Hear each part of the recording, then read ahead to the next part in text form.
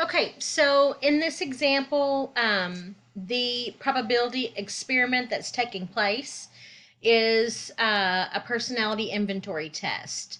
They've got 150 employees. That total came up to be 150 right there. They took the test, and then based on their results, they were given a score of anything from 1 to 5. So probably each one of the questions, was probably one of those Likert scales. How often do you get angry? One, seldom.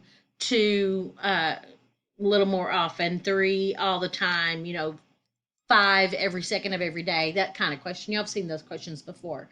And then they totaled all their answers up, probably got an average, and then they received a score for the test. If you received a 1, they were considered to be extremely passive. If they received a 5, they were determined to be extremely aggressive. 3 in the middle indicated neither trait. You were just kind of mellow. Here are the results. Understand what this is telling us. There were 24 out of the 150 people who's got a 1. So there was 24 people that were very passive. There was 21 people who were extremely aggressive. And then right here in the middle, there was 42 people who were just kind of midline. They weren't considered aggressive, nor were they considered passive. So remember, we did a relative frequency in the past. You've done it before. When we did back in histograms in chapter 2, we discovered that saying that there was 24 people who scored a 1, we're not sure if that's a big deal unless you tell me out of how many. Because if there was only 25 people and 24 of them scored a 1, then that's a very different outcome than if there was 10,000 people asked and 24 scored 1. So really 24 is not informative until you tell me it was out of 150. So then 24 out of 150 reduces down to 0.16. 33 out of 150 is 0.22, 42 out of 150. So I changed all of those to a relative frequency. Well, guess what? That relative frequency is the probability distribution. So if when they ask you right here, construct a probability distribution for the random variable x, we just did. So probability distributions are the exact same thing as relative frequencies. So that's what the relative frequency is. At the time that we learned it, you just did not know at the time that these were going to be discrete random variables, and these were going to be the probability distribution. There's nothing special about the horizontal table. They can be written as vertical as well. Again, it's probably, what are you doing with it? If you're just reporting the probability distribution, then I would probably stick with this. But if you're going to be doing it to calculate anything else, then you might want to draw it vertical like this. The mean and the standard deviation are going to be, I'm going to show you how to compute those on StatCrunch. So there are variables here. StatCrunch isn't going to give us this one, so you'll have to be able to calculate the variance from the standard deviation. The StatCrunch is going to give us the mean, and it's going to give us the standard deviation, and then all you got to do is square that number to calculate it. You can do it by hand. I've done it by hand before, I think. Let me see if I've got it here. I didn't finish it, but here's where I kind of started doing it by hand. I did this, first of all, this says to find the mean, you take the x value, the outcome, the 1, 2, 3, 4, 5, and then you multiply it times its probability. So I did 1 times 0.16, 2 times 0.24. I multiplied those out, and what does that symbol right there tell us to do?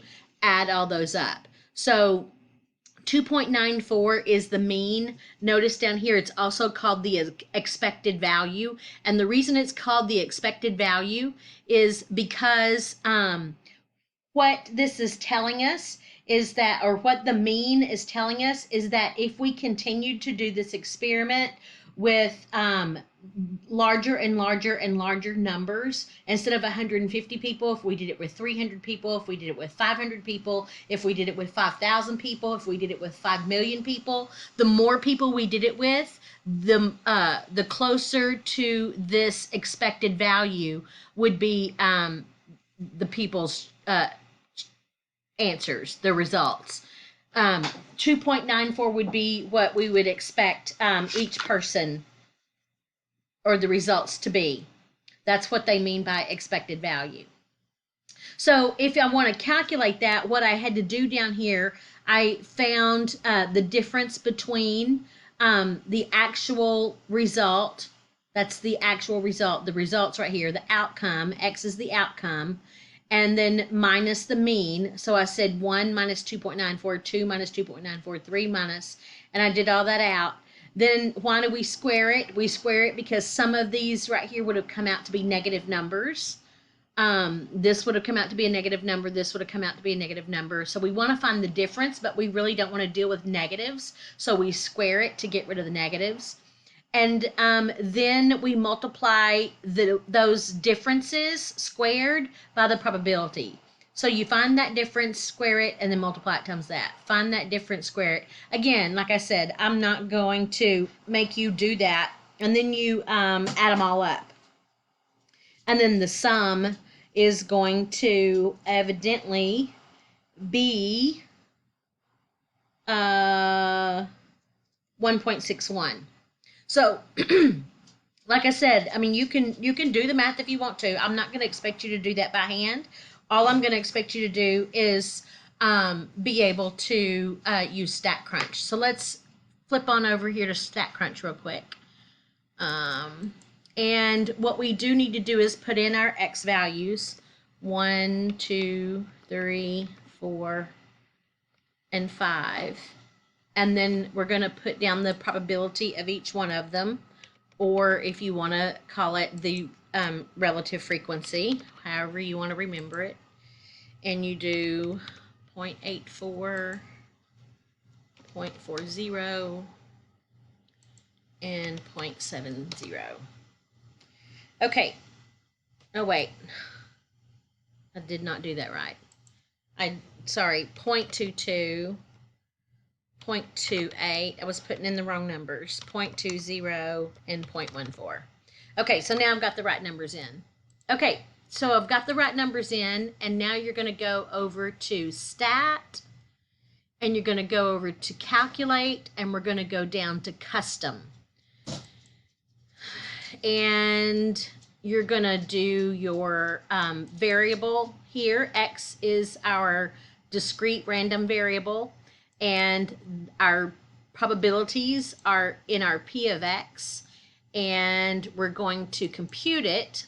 And what it does is show us the relative frequency. You could think of this kind of like a histogram, but it's not exactly a histogram, but it's just showing you that 1 goes up to 0.16, 2 went up to 0.22. So it just graphed each one of these. But the main thing is that it gave you right down here is the mean and the standard deviation. So we wrote down the mean on our paper, and we can write down the standard deviation. And I'm going to write it down. It didn't tell me on this one where to round, so I'm going to do 2 decimal places. So I just wrote down the mean and the standard deviation, and then to find, Nellie, to find the variance, all you have to do is take this number right here and square it, because that's what the variance is. So I'm going to do 1.27, see, 1.27, and I'm going to square it. And that's going to give me 1.61. And like I showed you on that other piece of paper, that's exactly what you would have gotten had you done it by hand, by finishing to do that problem, add them all up. Do that problem, add them all up. You would have gotten, the sum would have been 1.61, and then what I would have done at that point was take the square root. I would have said 1.61, and I would have taken the square root. Whoops. Square root 1.61, and it would have come out to be 1.27 if you round that up. So being able to do it on Desmos is fine. I'm not going to ask you any questions about, how to do it by hand or anything like that. The main thing that you need to be able to do is recognize that you have a random variable situation and be able to find the probability. Be sure that you check to see if this is a valid probability. You would need to add all those up to see if they equal 1. So the sum of the probabilities have to equal 1. We see that each one of these is a number between 0 and 1. So each one of my probabilities is a number between 0 and 1. So both of those conditions were met. So that means it is a discrete random variable distribution, a probability distribution, and then go to StatCrunch and find the mean, the standard deviation, and then calculate your variance. Remember that expected value is just another way to ask you what is the mean. I'm going to say that again. Expected value is simply another way to ask you what is the mean. All right, I'm going to go ahead and stop this video here. I have no idea how long it is.